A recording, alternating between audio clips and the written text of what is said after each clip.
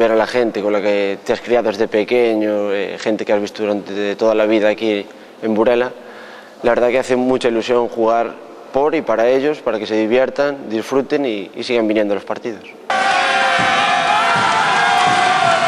Pois a min personalmente os pelos de punta, porque é impresionante, non? Merece un 10, a afición de Burela é de outro mundo.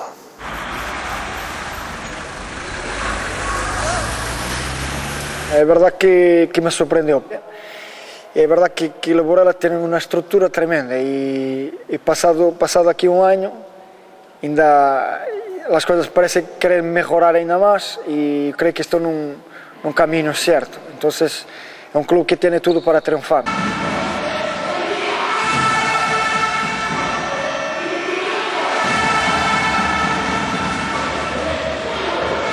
É unha satisfacción e un orgullo moi grande poder vestir a camiseta naranja, como dices, e o respaldo de toda esta xente que cada sábado está aquí. Iso é a verdade que é unha satisfacción.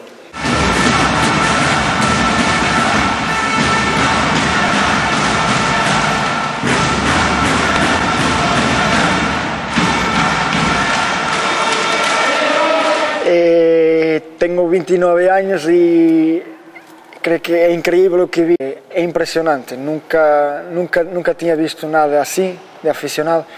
Burela está ben servido de afición.